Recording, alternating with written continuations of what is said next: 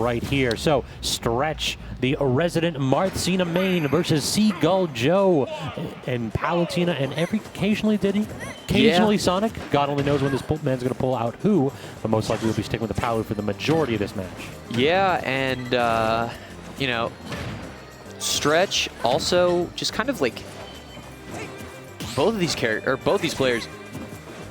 Like, as much as I hate to be the guy that talks about the fundies, like both these players just have unbelievable fundamentals. They're just so good at this game. So when you see them play, they're not going to make that many mistakes. So openings are going to be hard to find here. So it'll be interesting to see, you know, how they're able to really rack up damage on each other. And Seagull Joe's been able to do it pretty solidly. Agree. That forward smash, a bit of an overcommitment right there, though, but does manage to go ahead and get stage control back. The problem really is going to be that Palu is going to be able to scrap air against Marth like very few characters in this game can do. Absolutely. That back air is just so ridiculously good at snuffing out even the best disjoints. And just everything that she has is a little bit more useful, but has a little bit less range than Marth. And so what this set is going to come down to, I feel like, is how well Stretch can space.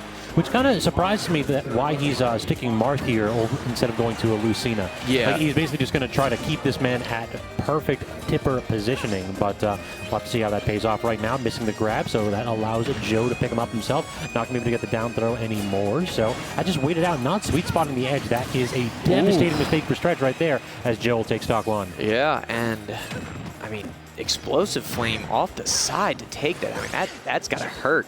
And already 52% of extra credit.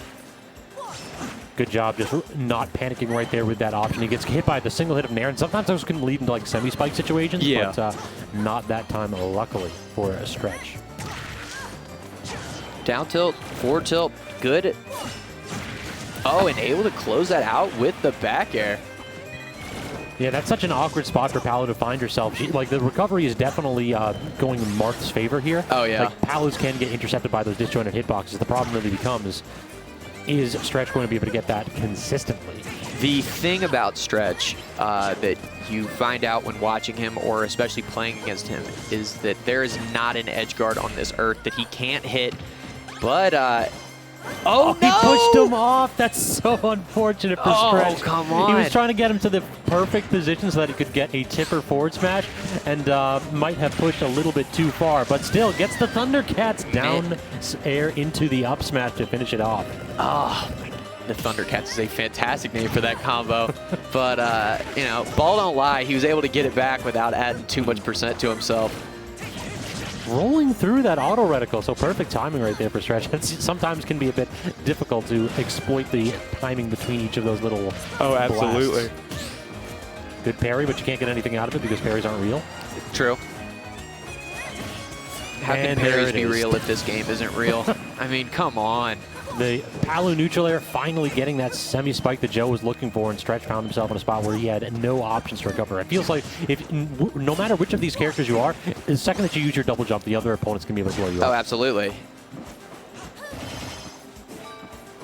Oh, good air dodge by Stretch. Kind of a funky angle, but able to get out of that combo.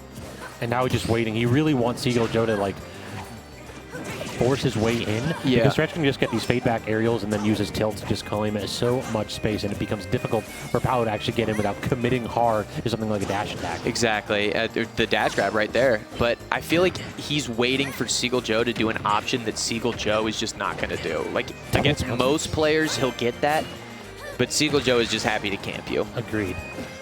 But can't camp right now as he is down quite a bit. Instead, got stage control. Again, great aggressive forward air that time. Punishing the dash grab with the back air. And now Joe forced to edge.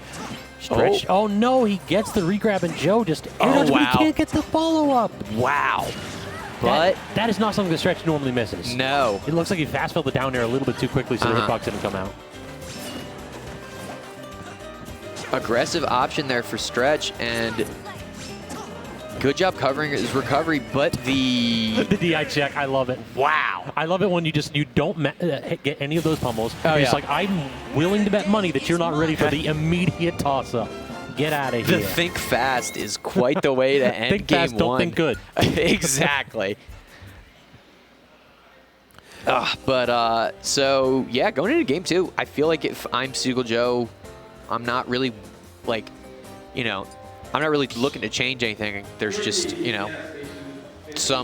there's just 1 or 2 interactions that you hope go different ways. True. It feels like the switch to Wolf. Interesting. So Never mind. This is a character that Joe had originally wanted to main, and then proceeded to drop for Palu almost entirely. Yeah. Especially when he picked up the Diddy and the Sonic. Wolf is a character that we just have not seen from him particularly all that frequently, but we'll have to see if this is a matchup pick or if Joe trying to go back to the well to his original soul main here in Ultimate. Man, could you imagine if ZD, Dexter, and Seagull Joe all played Wolf? That was the life we lived for the first 6 months of this game. That is just a horrible, terrible life. Yeah, Joe, I mean, folks forget, Seagull Joe, back in the Brawl days, was the best Wolf in the world. He is the greatest. I mean, he does have a, a title for the greatest Wolf main of all time, just because he's been the best Wolf in the world for the longest amount of time. Could be. I think he's actually had a few folks that might have tried to take the title from like relatively recently, but yeah, we'll have to see here. But right now, not really paying particular dividends instead. As yes, Stretch is playing defensively. Joe trying to open him up with that laser, but Stretch really not biting too much. Yeah, but or you just jump. Oh my God! He caught the double jump with back air, and the man died at like 88. I don't even know if that was sweet spot. That was Wolf back air, man. Yeah, that is a fully charged aerial smash attack right there. But, Stretch trying to catch an aggressive option coming back. Not going to get it, though, because Seagull Joe is just going to be patient, and he's going to sit there, and he's going to sit behind those lasers and make you come to him, which sucks to do as Marth. I think on that counter, he was looking for the side B rather than the up B. Yeah. The timing was definitely right, and the angle was, so it was a great delay by Joe. Not too much extra credit, though, only 46%, something that Marth can make up really quickly. Trying to get stuck on that platform, but instead, Stretch is going to be able to get a little bit of a reversal here, and then Joe immediately backs off. It's like, wait, what am I doing swinging here? Wait a minute, who has the lead?